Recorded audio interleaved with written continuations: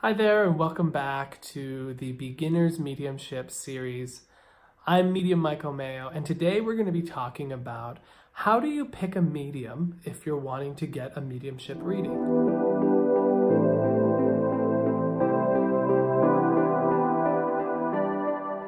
So first question being, how do I pick a medium? I want to get a reading, I've lost someone that I love, and I want to make sure that I'm going to pick the best person for me. One of the things that's super important to understand is that there are a lot of frauds out there. There are a lot of people who will unfortunately try to take advantage of those who are grieving. And this has been one of my biggest passions and crusades to protect people from being defrauded. And I'm afraid that I have seen it far too many times. I've seen a lot of people lose a lot of money because of fear, because of manipulation on the part of people who are calling themselves mediums. They're not mediums, they're con artists. And so it's super important that when you're gonna go see a medium, that you're picking someone that has a good reputation and that has the right training and background. So how do we do that? So the very first step in trying to understand what is the right medium for you is, one, understanding what it is you're looking for in the first place. Are you looking for a medium? Are you looking for someone to connect with a departed loved one? Or are you looking for information about the past, present, or future? In that case, you would want to go to a psychic. So first knowing what is the kind of reading that I'm looking for to begin with. Once you've figured out that you want to go to a medium, I highly, highly recommend that you ask around to people who have already gone to a medium before and that they really liked. So it's super helpful when you can get someone with a really good reputation who has a lot of either positive reviews or if you are able to know about their experience and places where they've worked or they have developed their ability. That makes a big difference. It's really, really tricky when trying to go to like a store where people do mediumship readings or psychic readings and just reading the bios, because they're gonna say all kinds of things. Basically, a bio can be whatever you want it to say. Ultimately, I think the best rule of thumb is just going to someone who has been recommended to you by someone. So regardless of whether you're able to find someone that has been recommended to you, because we don't all have a large social circle of mediums and psychics and all that things. We're not all mediums. So not all of us have that experience. But what I can suggest to you is what to look out for to ensure you're not being conned. So number one, if anyone is ever telling you that you have a curse on you, that you have some kind of negative attachment or negative entity, and that they want you to, or a family member that they're receiving from wants you to get some sort of procedure done, some sort of negativity reversal or anything like that, and they need you to go do and or get things, this is the very first and largest red flag to watch out for. With these sort of situations, they're oftentimes going to just say more of the vague generalities to try to get you to trust them, to get you to believe in them. And then they're going to throw in, that there's all this fear and this negativity. So one of the biggest things to watch out for is someone that's coming at you with a bunch of fear. It's coming at you with a lot of anxiety. If it feels bad, if it feels wrong, don't go with it. So if you're ever feeling that it's something negative, bad, or scary, do know, and this is really important, that's not coming from spirit. That's coming from the person, and whether they're conscious of it or not, whether it's intentional or not, this fear-based sort of thing is not from the spirit. The spirit never gives us something to feel fearful about. Spirit only wants to bring us hope, only wants to bring us and lift us up, and wants to encourage us on our journey, encourage us on our life path.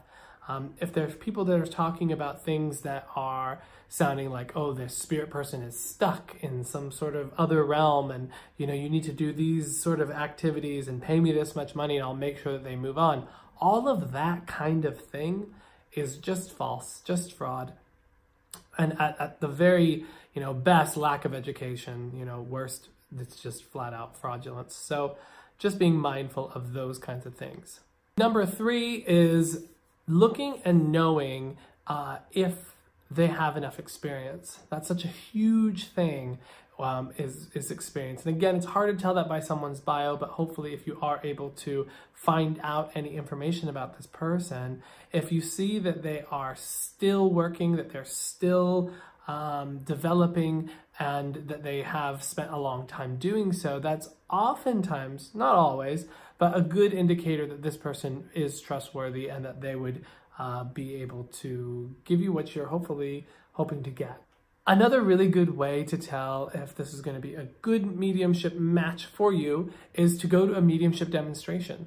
Watching someone already work takes out all the guesswork. If you can see that they're able to give you very specific and clear information on the platform, they're very much likely going to be able to do that in a one-to-one sitting. So if you see someone on the platform and you really like their style, you really like the type of evidence they were able to give, that is a person that you want to have a sitting with.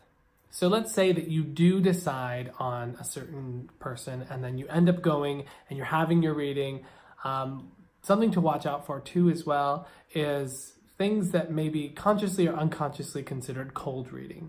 So if they're asking you a ton of questions, if they are asking the questions that that are open-ended and you have to give them an explanation of how all of this works and how all of this fits, a few of those, fine. But if the whole thing is literally you giving them information and then saying, oh yes, that's what I was getting, that's what I was picking up on because I was feeling this, that's something I start to raise a question at. What a medium should do is talk to you. They should tell you. I know for myself, I train my students as well as when I do my readings, I don't ask questions, I make statements. And it's super important that my recipient of the reading only answers me in yes, no, I don't know, I need more information. Now, if someone works differently than that, that's not the end of the world. But what is important is that they're giving you information that came from not being prompted by the answers that you gave them. So if they're spending their time asking a bunch of questions, then I personally would probably not continue that reading. But if you can get some good things out of it, fine, that's fine too. Everyone does work a little bit differently, and I'm not saying that mine is the exact correct way, but I do think that anytime that we can limit the amount of cold reading or even the criticisms of that possibility, the better. It's really about the evidence. What can be brought forward without it being prompted by the sitter? So the important things to take away from this video, if you're looking to get a reading with a medium, is, again, are they reputable? Are they someone that has, good references, or is it someone that has already seen them and we're happy with them? As long as they're not giving you any kind of fear or any kind of, negativity, that's super important to watch out for whenever we're working with that. That some level of their experience, and are they someone that's continuing to do their development? Have they been doing that for a long time, and where exactly have they been doing that?